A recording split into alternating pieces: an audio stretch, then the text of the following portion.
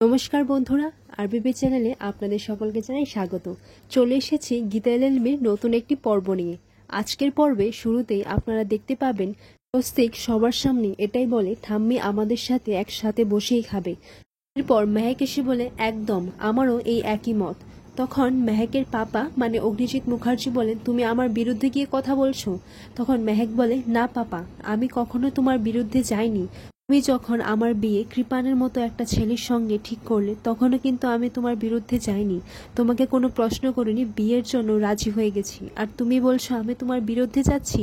না পাপা, আমি শুধু এটাই বলতে চাইছি যে গীতা বৌদি যা করছে সেটা ঠিক, আর ঠাম্মি আজ থেকে আমাদের সাথে বসেই খাবে। তখন মেহেকের বোনরা বলে, তুই তো ছোট, আর তোর বয়সী বা কত, তুই সব ব্যাপারে নাক গলাচ্ছিস? পর রাকা বলে, আচ্ছা থাক না এখন, আর উনি যখন আজকের দিনটা আমাদের সাথে খেতে চাইছেন তাহলে খাক না। এরপর গীতা বলে, না শুধু আজকের দিনটা নয়, উনি আজকের পর থেকে এখানেই খাবেন। আর অগ্নিজিৎ মুখার্জির জন্য যেরকম একটা নির্দিষ্ট জায়গা আছে, আর আজ থেকেই ওনার জন্য এই জায়গাটা নির্দিষ্ট। এরপর এটা শুনে অগ্নিজিৎ মুখার্জি বলেন, তাহলে আমি এই টেবিলে একসাথে বসে খাবো না। তখন তানভি বলে, হ্যাঁ আমিও খাবো না, যখন এখানে পাপাই খাবে না তাহলে আমিও খাবো না। তখন প্রলয় বলে, তানভি তুই এটা কি সিন ক্রিয়েট করছিস বলতো, উনি আমাদের মা হন। পর মেজকা বলে, উনি আমাদের মা হতে পারেন, কিন্তু পরিস্থিতিরও বুঝতে হবে। তখন উত্তরে ছোটকা বলে, মেজদা তুই এটা কি বলছিস? আর যে কাজটা তোর আর আমার করা উচিত ছিল, আজ সেটা গীতা করিয়ে দেখিয়েছে। আমাদের তো গীতাকে অ্যাপ্রিসিয়েট করা উচিত। মা তুমি এখানেই বসে খাবে আমাদের সবার সাথে একসাথে বসে। এরপর অগ্নিজিৎ মুখার্জি বলেন, না ইম্পসিবল, উনি একসাথে এখানে বসে খেতে পারবেন না। আপনি প্লিজ এখান থেকে উঠে যান ব্রজবালা দেবী। এরপর ঠাম্মি বলে, বড় খোকা। তখন অগ্নিজিৎ মুখার্জি বলেন, হ্যাঁ আমি আপনার সাথে একই টেবিলে বসে খেতে পারবো না। পর গীতা বলে, আপনি কিন্তু অন্যায় করছেন, আপনি নিজের মায়ের সাথে এভাবে কথা বলতে পারেন না। পর বন্নি বলে, মা আপনি কেন শুধু শুধু সিন ক্রিয়েট করছেন? তো আপনি তো খাবেন শুধু ওই সবজি আর ভাতই, সেটা তো আপনি নিজের ঘরে গিয়েও খেতে পারেন। তখন প্রলয় বলে, মেজ বৌদি তুমি আমার মায়ের সাথে ঠিক করে কথা বলো। সবের মধ্যে তর্কাতর্কি হয়ে অগ্নিজিৎ মুখার্জি বলেন, আমি এখানে থাকছি না, আমি গেলাম। যাওয়ার আগে স্বস্তিককে বলে, স্বস্তিক তুমি তোমার দিকটা বুঝে নাও। পর ঠাম্মি বলে, এই বাড়িটা আমার, আর এরা দুজন এখানেই থাকবে।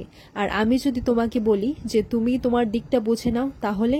এরপর গীতা অগ্নিজিৎ মুখার্জিকে বলে, আপনি চিন্তা করবেন না, কালকের দিনটা তো বাড়ি থেকে কেউ কুকুর ছাগল কেউ তাড়ায় না, কালকের দিনটা থেকে আমি চলে যাব। আর একদিন আপনি নিজেই আমাকে এই বাড়িতে মাথায় তুলে নিয়ে আসবেন, সেই আপনি একদিন অ্যাডভোকেট ব্রজবালা দেবীর কাছে ক্ষমা চাইবেন।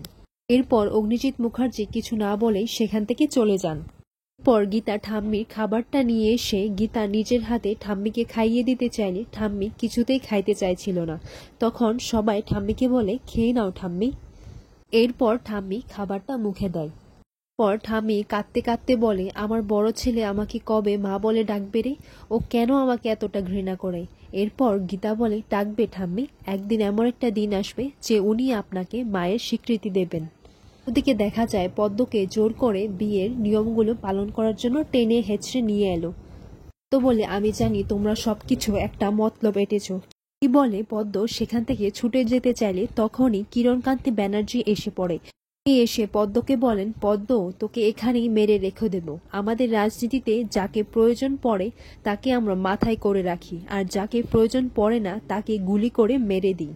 লাশটা কিন্তু কেউ খুঁজেও পাবে না। তাই পদ্ম চুপচাপ ওখানে গিয়ে গায়ে হলুদটা নেই। আর গীতা এলএলবি এটা সন্দেহ করছে, আর এই প্ল্যানটা চপট করার জন্য ও একাই কাফি। পর কিরণকান্তি ব্যানার্জি রূপারানীকে পদ্মকে নিয়ে যেতে বলে। পর ভজন মিত্তির বলে, দেখ পদ্ম, ফোনটা নিয়ে এসেছি, তোর ছবি তুলবো, তোর ছবি তুলে গীতা এলএলবিকে পাঠাবো। নিজেকে অনেক বুদ্ধিমতী মনে করে তাই না, বালতির বেটি বদ্দা। এর পরের মুহূর্তে দেখা যায় পদ্মকে জোর করে হলুদ মাখানো হয়, আর পদ্ম বারবার এটাই বলতে থাকে যে এটা তো মিথ্যে, এসব কেন করছো? আর অন্যদিকে ভজন সেইগুলোর ছবি তুলে। এরপর পদ্ম বলে, কেন তোমরা একটা মিথ্যেকে সত্যি দেখাতে চাইছো? কি চাইছো তোমরা, কি চাইছো? আমাকে মেরে ফেলো তোমরা, আমি আমার বড় বাবুর আর উকিল দিদিমণির কোনো ক্ষতি হতে দেব না। এরপর পদ্মকে বলে, মরণ এত সহজ নাকি? তখন কিরণবাবু বলেন, ওকে হলদিটা মাখাও। পরবর্তী মুহূর্তে দেখা যায় গীতার ফোনে সেই সব ছবি আর গায়ে হলুদের ভিডিও পাঠিয়ে দেয়। এরপর প্রলয় আর বাকি সবাইকে গীতা সেই ভিডিও আর ছবিগুলো দেখায়। তখন রাকা বলে, সত্যি সত্যি কি পদ্মর বিয়ে দিয়ে দিচ্ছে? তখন প্রলয় বলে, হ্যাঁ তাই তো দেখছি। এরপর মেহেকের বোনরা বলে, এই মেয়েটা কি অকৃতজ্ঞ, এত বছর আমাদের বাড়িতে কাজ করলো তাও আমাদেরকে কিছু জানালো না। পর বন্নি বলে, মেয়েটা এতটাই ভালো ছিল যে ওর জন্য আমাদের পরিবারের কত অসম্মান হয়েছে, খবরের কাগজে কি না কি লেখা উঠেছে। তখন প্রলয় বলে, প্লিজ এখানে ওই মেয়েটার কোনো দোষ নেই, আর যদি দোষ থেকেও থাকে তাহলে সেটা হচ্ছে বর্দার।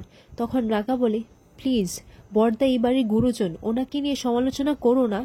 পর গীতা বলে, হ্যাঁ উনি তো ঠিকই বলছেন, উনি যদি চাইতেন, মানে অগ্নিজিৎ মুখার্জির কথা বলছেন, যদি উনি চাইতেন তাহলে অনেক কিছু হতে পারত আর আমাদের এই পরিস্থিতির সম্মুখীন হতে হতো না।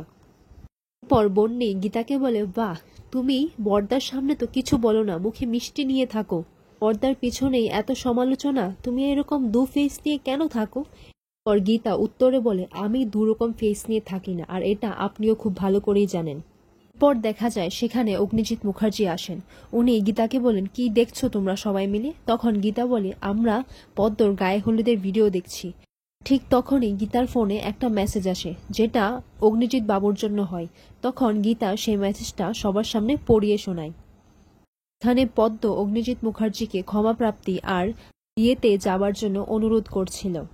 সমস্ত কিছু দেখে সবার মাঝখানে একটু সন্দেহ জাগে। সবাই অগ্নিজিৎ মুখার্জিকে যাবার জন্য নাই করে, আর গীতাও বলেছে, হ্যাঁ আমারও মনে হচ্ছে আপনার সেখানে না যাওয়াটাই উচিত, আর এটা একটা ট্র্যাপ হতে পারে। তখন সেখানে তানভি আসে। তানভি এসে বলে, তুমি তোমার ওকালতি সব জায়গায় না দেখালেই পারো। আর এখানেই আজকের পর্বটি শেষ হয়।